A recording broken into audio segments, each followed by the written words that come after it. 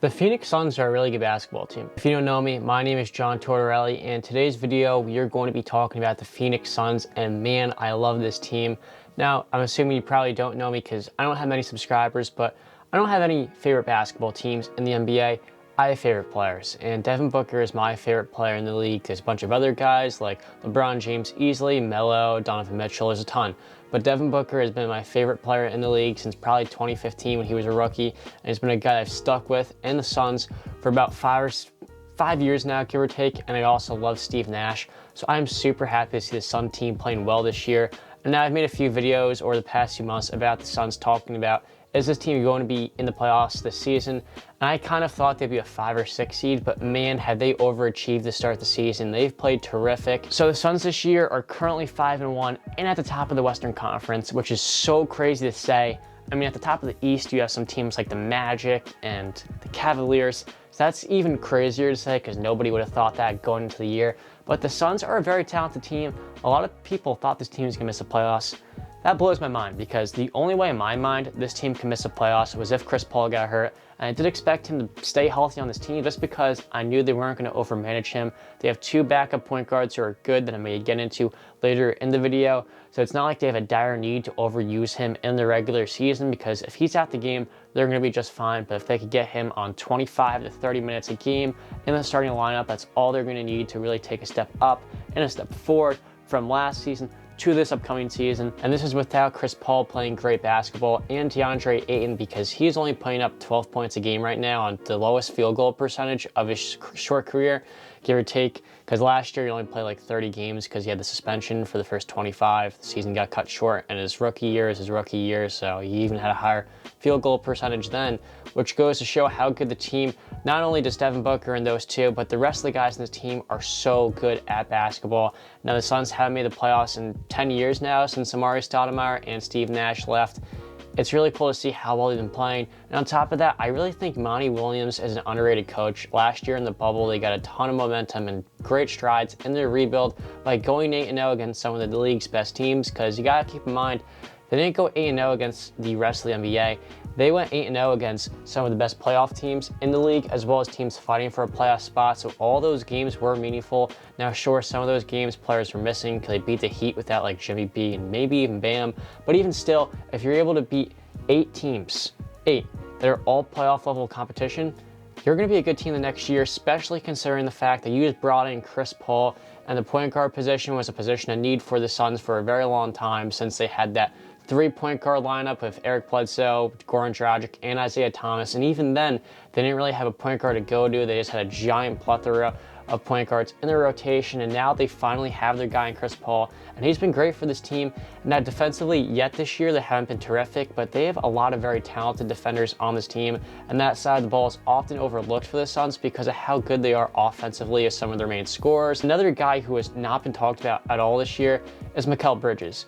Now, Mikel Bridges last year was terrific for them defensively, and if the Suns won more games and made the playoffs, he could have honestly snuck into All-NBA second team defensively, and not actual All-NBA. I think we all understand that. But this year he's putting up 15 points a game and 5 rebounds. He's been great defensively. He's getting even over a block a game, which is really impressive for a small forward because usually they're not getting too many blocks, unless you're talking about like Derrick Jones Jr. But DSJ, I am Derrick Jones D.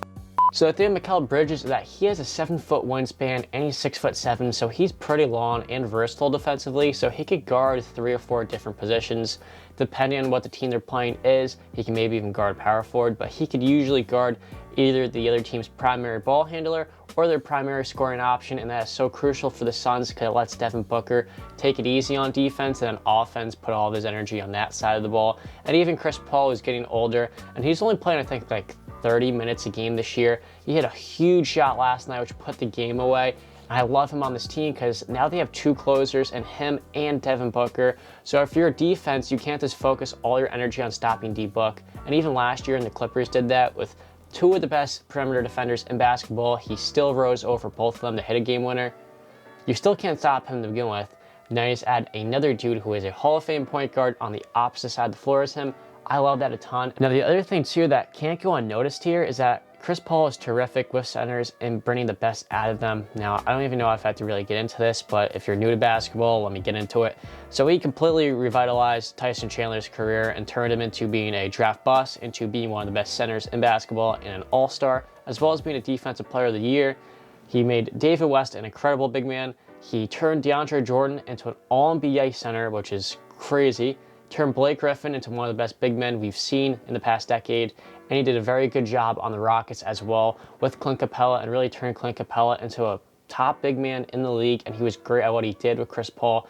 I don't think it's going to be any different here at Deandre Ayton because he is so young and he is a rising star, and I could see him being a top 15 player probably 2 years from now. That's how high of a ceiling he has, and one could even argue he has as high of a ceiling as Devin Booker, and that's not a shot at my guy D-Book. That is to praise how high DeAndre Ayton's ceiling could possibly be because he is oozing with potential on offense. They also have a good bench too. People don't get into it because the guys off their bench, if you only look at the stats, you're going to think maybe their bench is average or below average because you see Javon Carter getting 2 points a game, but their bench is really, really good, and they don't have a weak spot on that bench. You talk about the guards.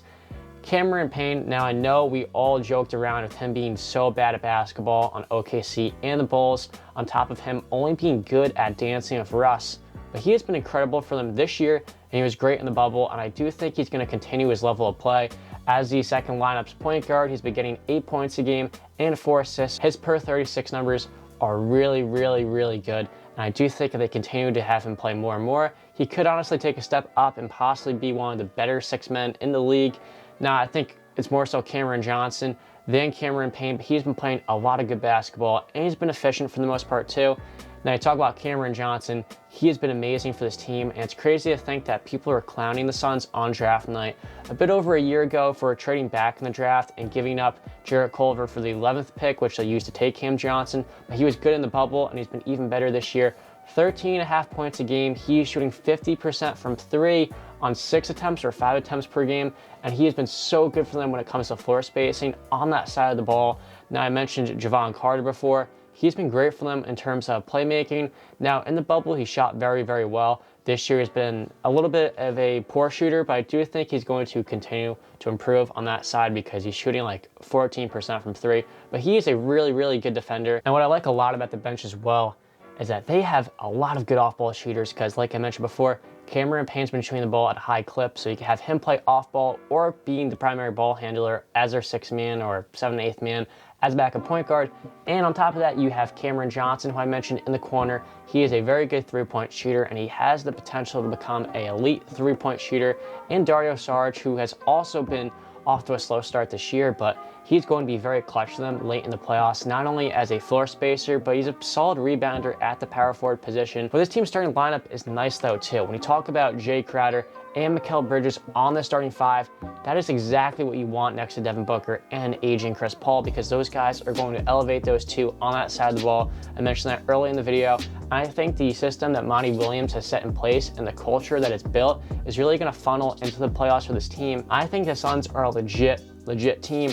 I don't think you could sleep on this team. And while I want to see more of the season to actually see whether or not they're a contender yet or just a quality playoff team, I do think they have the potential this year to grow into a possible contender, because when you look at how good this team's played thus far, they've beaten some pretty good teams and they're not at their full peak yet.